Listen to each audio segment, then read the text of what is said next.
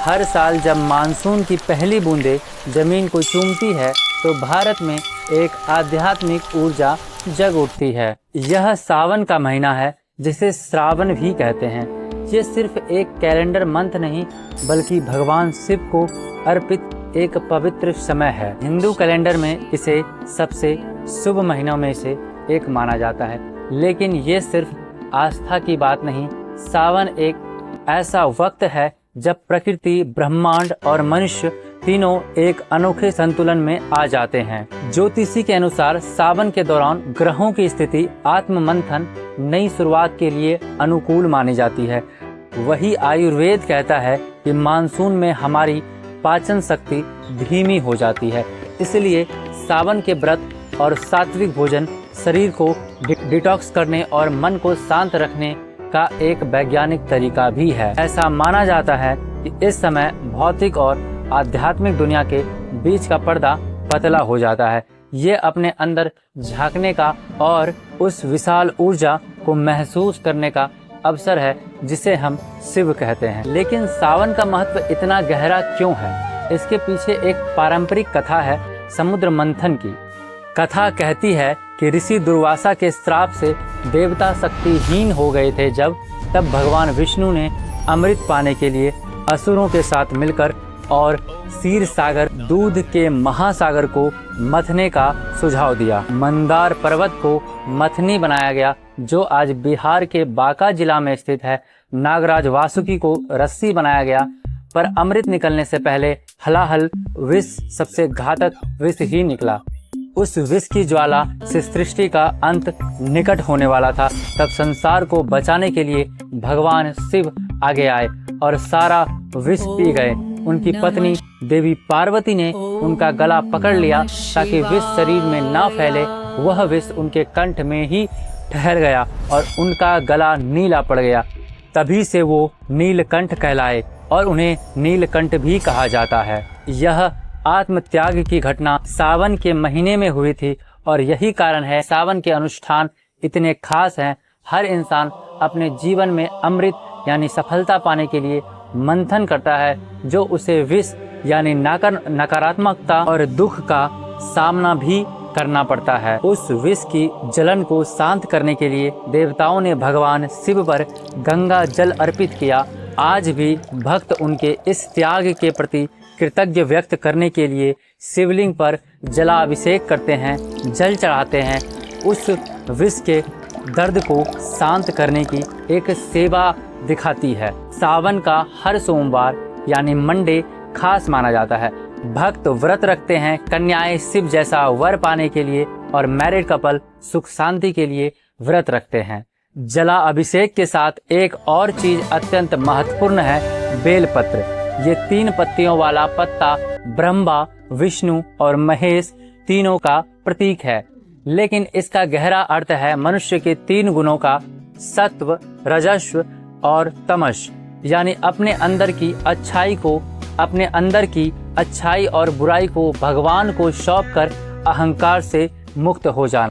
इसलिए कहा जाता है कि भोलेनाथ को प्रसन्न करने के लिए महंगी भेंट या महंगी चीज नहीं चाहिए, बल्कि भाव से अर्पित किया गया एक बेलपत्र भी काफी है। सावन की इसी भावना का सबसे विशाल और कठिन स्वरूप है कावड़ यात्रा। एक ऐसी तीर्थ यात्रा जिसमें लाखों करोड़ों भक्त, जिन्हें कांवरिया कहते हैं, पवित्र गंगा जल लेने के लिए सैकड़ों किलोमीटर की पैदल यात्रा करते हैं और फिर वो गंगा जल भरकर शिवलिंग पर चढ़ाते हैं। इसकी पौराणिक जड़ें रावण या भगवान परशुराम से जुड़ी मानी जाती है, लेकिन ऐतिहासिक रूप से इसका प्रचार 18वीं सदी में बिहार के सुल्तानगंज से शुरू हुआ। फिर 1980 के बाद बेहतर सड़कें और भक्ति गीतों ने इसे जन आंदोलन बना दिया। कावड़ यात्रा एक कठोर तपस्या है, यानी जिसके कंधों पर कावड़ होता है वह अपनी पूरी यात्रा में कावड़ को जमीन पर नहीं रख सकते। उन्हें नंगे पांव चलना होता है। माना जाता है ये शारीरिक कष्ट पापों को नष्ट करता है और आत्मा को शुद्ध करता है।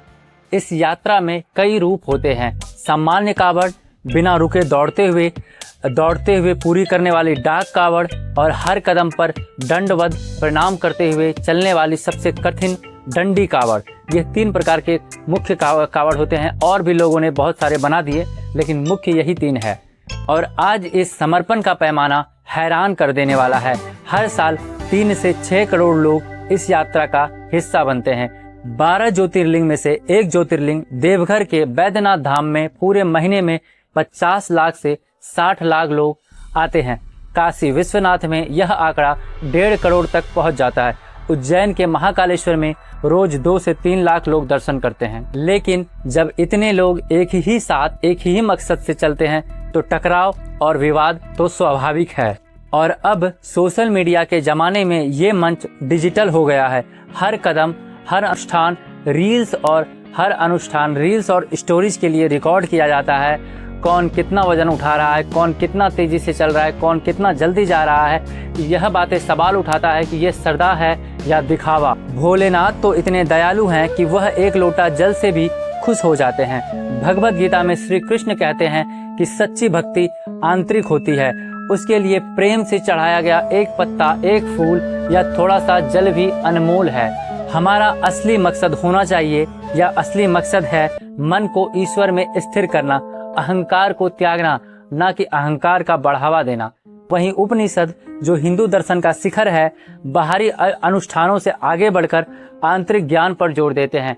उनका जोर है निवृत्ति पर, आंतरिक शांति और इच्छाओं का त्याग करना, ना कि प्रवृत्ति पर। लाभ के लिए किया गया कर्म हमेशा हानिकारक होता है। लेकिन सोशल मीडिया का यह मनोविज्ञान अलग है।